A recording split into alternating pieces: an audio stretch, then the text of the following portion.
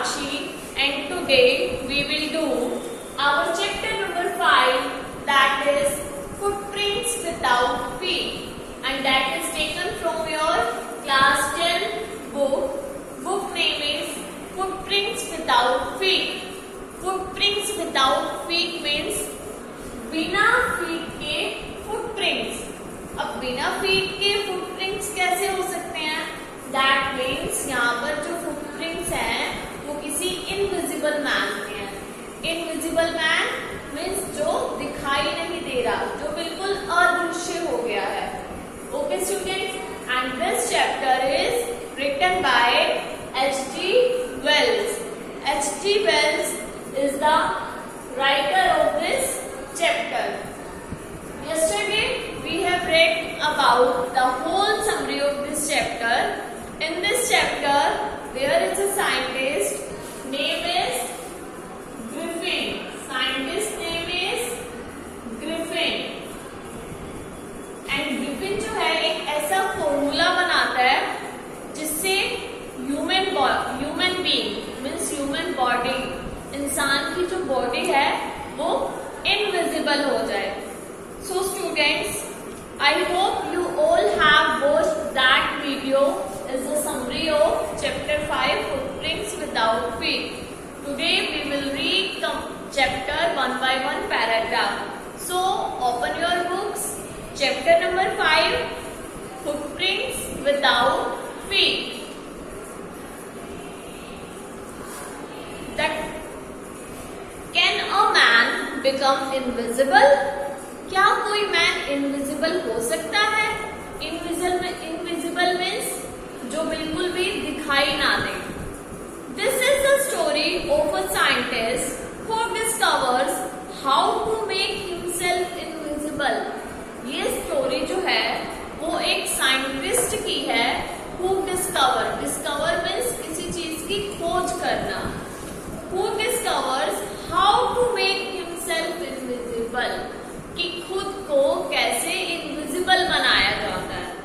Does he use और misuse his discovery. क्या उसने अपना जो फॉर्मूला बनाया अपनी ह्यूमन बॉडी को इनविजिबल करने का, ठीक है, क्या उसने इसका यूज किया या मिस यूज किया? ठीक है, मीन्स इसका सही यूज किया या गलत यूज किया. So let's read the story.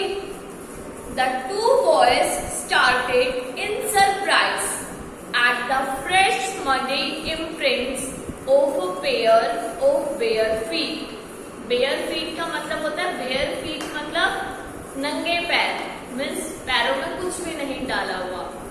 To boys जो थे वो इस चीज को देख करके हैरान हो गए कि मिट्टी के ऊपर, मडी मीन्स मिट्टी, कीचड़ आप बोल सकते हो, कि मिट्टी के ऊपर जो है निशान दिखाई दे रहे थे. किसके निशान दिखाई दे रहे थे? फीट के, मीन्स पैरों के निशान दिखाई दे रहे थे, कि पैरों के निशान मिट्टी पे बनते जा रहे हैं, बट कोई दिखाई नहीं दे रहा.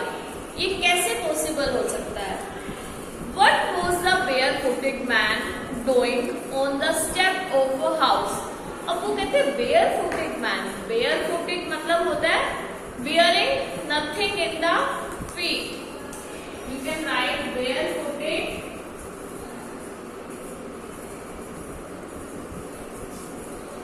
Wearing nothing in the feet means पैरों में कुछ भी नहीं डाला हुआ.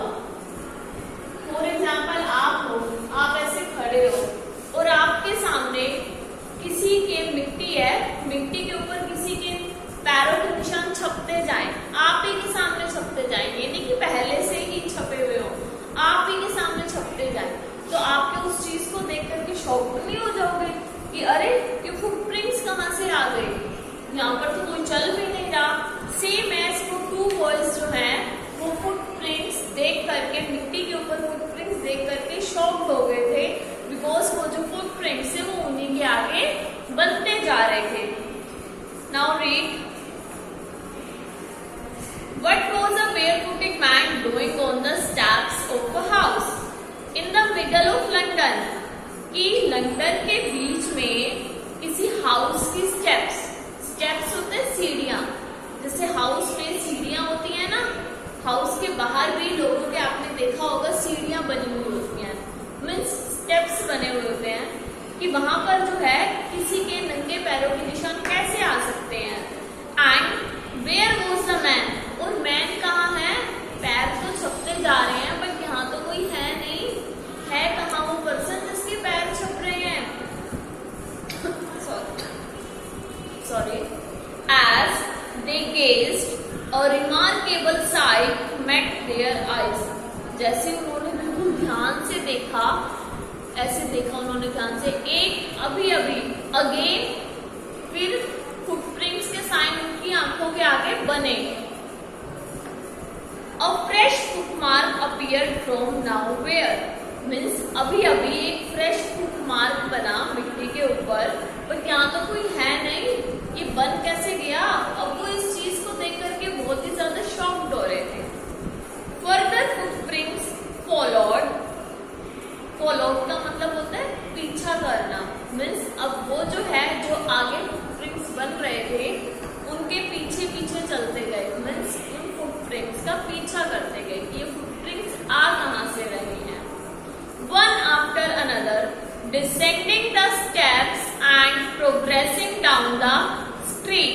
उन्होंने देखा कि स्टेप्स से फुटप्रिंट्स नीचे उतरते उतरते कहाँ पहुंच गए, स्ट्रीट्स मतलब गली तक जो है वो निशान बनते गए। स्ट्रीट का मतलब होता है गली। The boys followed fascinated, fascinated का मतलब होता है स्ट्रॉन्गली इंटरेक्टेड, या फिर आप बोल सकते हो इंटरेस्टेड, उन्हें बहुत ही ज्यादा इंटरेस्ट आ रहा था, फैसिनेटेड।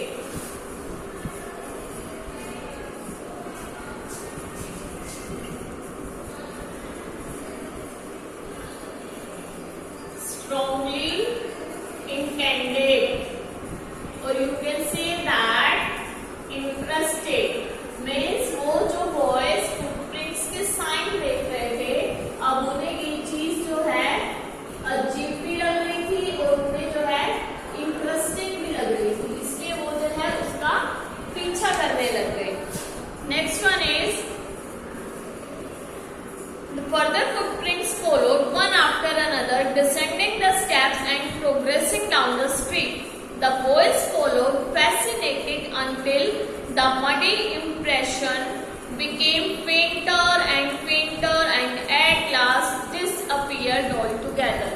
अब क्या है, वो जो बॉयज थे उस फुटप्रिंट्स का पीछा कर रहे थे और जो वो फुटप्रिंट्स थे वो एक घर की स्टेप्स से लेकर के स्ट्रीट तक जा रहे थे, मीन्स गली तक जा रहे थे। अब वो पीछा करते करते करते क्या हुआ, फुटप्रिंट के साइन जो है गायब हो गए। अब आप भी जो है अगर हम मिट्टी के ऊपर चले तो जब तक हमारे पैरों पे मिट्टी रहती है तब तक जो है उसमें निशान बनते जाते हैं, पर जैसे ही पैरों से मिट्टी झड़ना स्टार्ट हो जाती है एट लास्ट वो निशान बनना भी बंद हो जाते हैं। सेम ऐसे वो जो फुटप्रिंट्स थे वो बनते जा रहे थे, अब बनते बनते जैसे वो स्टेप्स से होता हुआ स्ट्रीट तक गया तो मिट्टी भी जो है उसके पैरों से झड़ती जा रही थी, ठीक है, मीन्स वो निशान भी जो है, अब दोनों बॉयज उन निशानों का पीछा कर रहे हैं, बट क्या हुआ, धीरे धीरे वो फेंटेड होते गए। फेंटेड मतलब फीके होते गए, और फीके होते होते एट लास्ट वो डिसअपीयर हो गए, मतलब वो जो साइन थे फुटप्रिंट्स के दिखना बंद हो गए। The explanation of the mystery was really simple enough. Mystery होता है बेटा समथिंग दैट इज डिफिकल्ट, मतलब अब वो चीज उनके लिए बहुत ही डिफिकल्ट हो रही थी, अरे ये क्या है, अभी तो हमारे आगे फुटप्रिंट्स बन रहे थे और अचानक गायब हो गए। Mystery something that is difficult. Students, you also write in your book something that is difficult.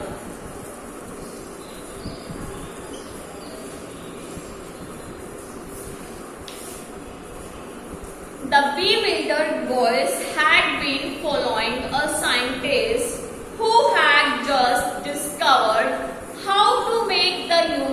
body transparent. Bewildered का मतलब होता है confused. You can say puzzled. Right? Bewildered.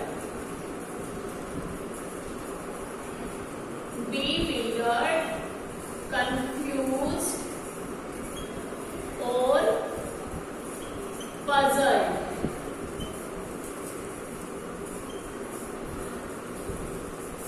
अब उन दो बॉयज को क्या पता कि वो एक ऐसे साइंटिस्ट का पीछा कर रहे हैं जिसने अभी अभी ह्यूमन बॉडी को इनविजिबल करने का फॉर्मूला बनाया है। अब ये बात उन टू बॉयज को तो नहीं पता थी। Okay, the explanation of mystery was really simple enough. The bewildered boys had been following a scientist who had just discovered how to make the human body transparent. Means human body को transparent कैसे बनाया जाता है? Transparent means invisible. Now move to next paragraph. Griffin, the scientist. जो scientist था उसका name क्या था? Griffin. Had carried out experiment after experiment. Experiment after experiment means उसने experiment के बाद experiment करता रहा। किस लिए करता रहा? To prove that the human body could become invisible. ये प्रूव करने के लिए कि ह्यूमन बॉडी भी जो है इनविजिबल हो सकती है, इसलिए वो एक के बाद एक्सपेरिमेंट करता गया। Finally he swallowed certain rare drugs and his body become as transparent as a sheet of glass. Finally वो जितने भी एक्सपेरिमेंट कर रहा था उसने एक्सपेरिमेंट करने के बाद, swallowed का मतलब होता है बेटा खा लेना, ठीक है, या फिर उस दवाई को पी जाना। Finally he swallowed certain rare drugs. अब उसने जो केमिकल बनाए थे जो फॉर्मूलाज बनाए थे उसने क्या करा, उनको बनाने के बाद खुद ही swallow कर ले, मीन्स खुद ही पी ली उस चीज को, उस फॉर्मूले को खुद ही पी लिया। मीन्स उसने ग्रिफिन ने एक्सपेरिमेंट अपने ऊपर ही कर लिया। And his body became as transparent as a sheet of glass. और उसकी बॉडी जो है वो बिल्कुल ट्रांसपेरेंट हो गई, बिल्कुल जैसे शीट ऑफ ग्लास, जैसे ग्लास होता है ना, शीशा होता है ना, ट्रांसपेरेंट वाला शीशा, सेम एज उसकी बॉडी इनविजिबल हो गई, ट्रांसपेरेंट हो गई. Though it also remained as solid as glass. Transparent तो हो गई थी ग्लास की तरह, बट जैसे ग्लास सॉलिड होता है उसकी बॉडी भी सॉलिड थी. ब्रिलियंट साइंटिस्ट दो he was, Griffin was rather a lawless person. Brilliant scientist तो था ही वो, but वो क्या था Griffin? Griffin is a lawless person. Lawless person बेटा वो होता है जो किसी रूल्स को, किसी लॉ को फॉलो नहीं करता, हमेशा उनको ब्रेक करता रहता है. वो ब्रिलियंट तो था बट lawless person भी था. His landlord disliked him and tried to eject him. उसकी लैंडलॉर्ड जो थी, मीन्स ग्रिफिन की जो लैंडलॉर्ड थी, उसे बिल्कुल पसंद नहीं करती थी, डिसलाइक करती थी वो उसे, और उसने क्या करा, उसे घर से बाहर निकाल दिया कि भाई तू जा, अपना बोरिया बिस्तरा बांध और जा, मैं नहीं रख सकती तुझे अपने घर पे. इन रिवेंज, रिवेंज का मतलब होता है किसी से बदला लेना. Griffin set fire to the house. अब ग्रिफिन इनविजिबल तो हो गया था, अब उसे इस बात का भी गुस्सा था कि मेरी लैंडलॉर्ड ने मुझे घर से बाहर कैसे निकाल दिया.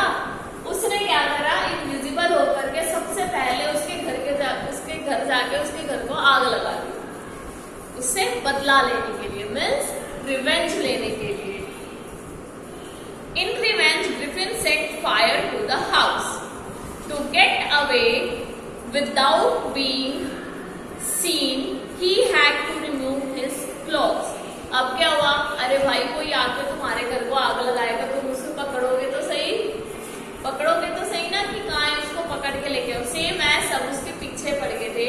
ग्रिफिन तो दिखाई नहीं दे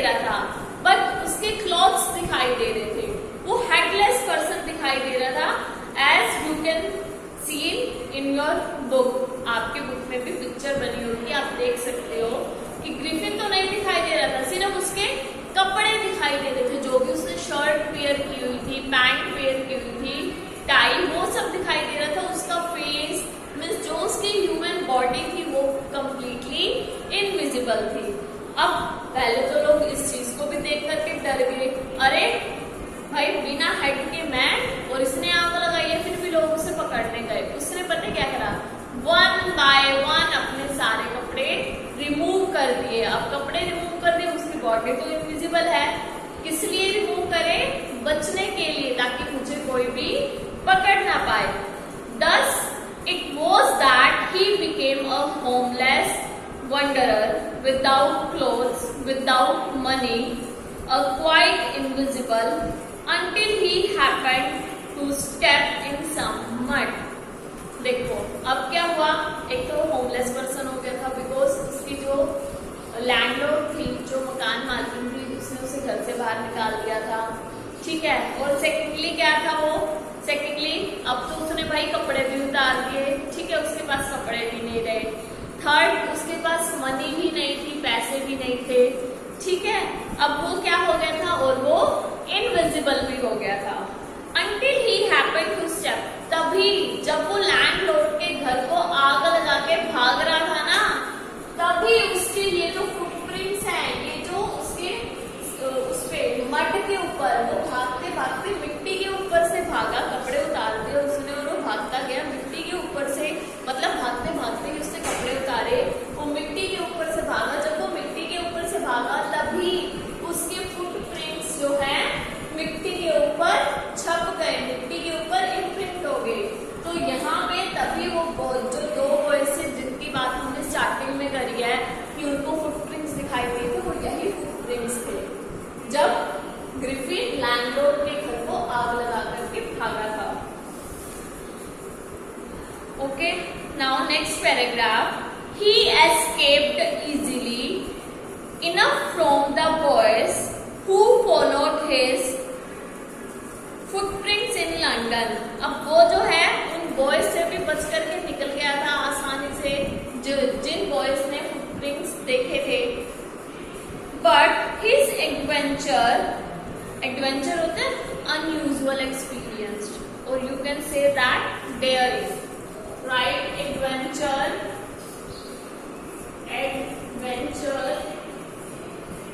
unusual experience,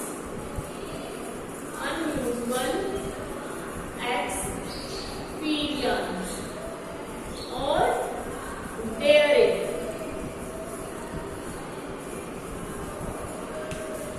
He escaped easily from the boys who followed his footprints in London, but his adventures were by no means over. He had chosen a bad time of the year to wander about London without clothes. Students, अब उसके adventures, उसके जो dairying work थे, वो अभी कहानी खत्म नहीं हुई थी। अब लंदन में इतनी कड़कती ठंड में वो बिना क्लोथ्स के, उसको तो बहुत ही ज्यादा ठंड लग रही थी बिना क्लोथ्स के, और इतनी ज्यादा कड़कती ठंड में He had chosen a bad time of the year to wander। अब वो उसके लिए बहुत ही बुरा टाइम आ गया था कि भाई इस टाइम पे कड़कती ठंड में बिना कपड़ों के घूमना। He had London without clothes, it was mid-winter।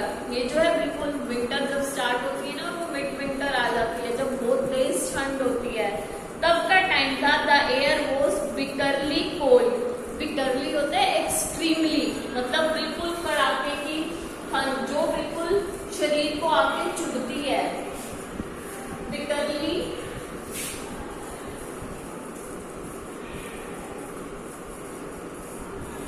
Means extremely, bitterly means extremely. The air was bitterly cold. अब ठंडी ठंडी हवाएं भी चल रही थी। And he could not do without clothes, और वो जो है कुछ भी नहीं कर सकता था बिना क्लोथ्स के। वो अपने ठंड को देखेगा या और कामों को देखेगा। Instead of walking about the streets he decided to slip into a big London store for warm. उसने कहा, अरे बिना कपड़ों के गलियों में घूमने से तो अच्छा है कि मैं किसी शोरूम में घुस जाऊं और वहां पे जाकर के गरम गरम कपड़े पहन भी लूंगा, शोरूम में घुसूंगा और वहां पे मेरे को थोड़ी गर्मी भी फील होएगी। Closing time arrive. अब उसने क्या करा, वो लंदन के किसी बड़े से सुपरमार्केट शोरूम में घुस गया। Closing time arrived and as soon as the doors were shut. अब क्या हुआ, शोरूम को बंद करने का टाइम आ गया था और ग्रिफिन तो अभी अंदर ही था, बट शोरूम वालों ने जो है क्लोजिंग के टाइम पे सब वर्कर्स चले गए और गेट भी बंद कर दिया। मीन्स जो शोरूम था वो बंद हो गया। वो Griffin was able to give himself the pleasure of clothing and feeding himself without regard to expense। अब क्या हुआ, अब ग्रिफिन के लिए तो मजे की बात हो गई थी कि सब गए आराम से अपना, उसने क्या करा, शोरूम में अपना कपड़े देखे, अपने फिटिंग के कपड़े पहने, मजे से कोट पैंट वगैरह पहनी उसने, और उसने क्या करा, वहां पे खाना भी खाया। अब आप सब सोचोगे कि ये शोरूम तो कपड़ों का था, वहां पर खाना कैसे आया? तो स्टूडेंट्स, बड़े बड़े सुपरमार्केट्स होते हैं, ठीक है, जहां पर खाने का भी होता है और एक साइड तो ग्रोसरी स्टोर होता है और एक साइड शोरूम क्लोथ्स का भी होता है। सेम जो ग्रिफिन है वो एक सुपरमार्केट में घुसा था जहां पे ग्रोसरी स्टोर भी था उस शोरूम में और इधर कपड़ों का भी था। पहले तो उसने अपना मजे से फिटिंग के कपड़े देख दाख के पहन लिए और बिना पैसों के, पैसे तो थे नहीं उसके पास, बिना पैसों के आराम से उसने वहां पे जो भी खाने का सामान था उसे भी खा के अपना पेट भर लिया।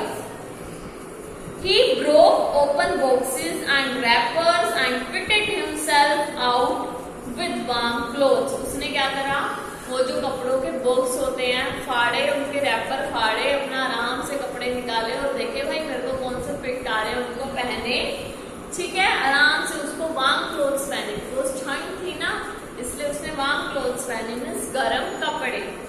Soon with shoes and overcoat and white brimmed hat he became a fully dressed। अब उसने क्या, शूज भी पहन लिए, ठीक है, और ऊपर कोट भी पहन लिया, ठीक है, और एक बड़ी सी हैट भी पहन ली।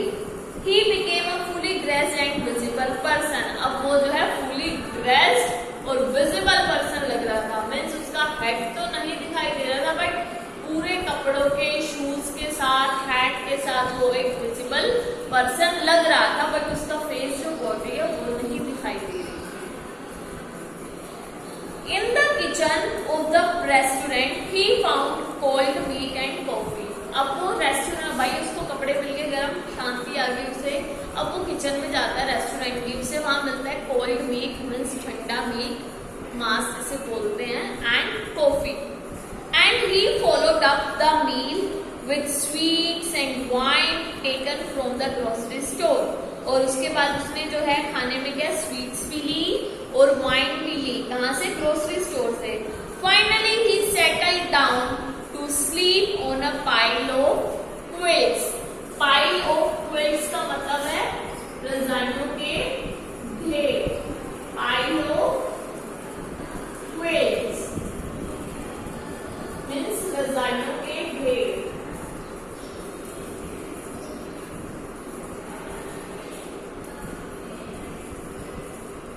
उसके बाद उसने क्या किया, आराम से कपड़े पहने, खाया पिया, मजे से मीट ली, कॉफी ली, वाइन ली, ठीक है, उसके बाद वो रजाइयों के ढेर पे आराम से सो गया, मजे से सो गया। So students, from tomorrow we will do further chapter. That is enough for today. I hope you all have understand about the chapter, that is Footprints Without Feet, written by S.G. Wells.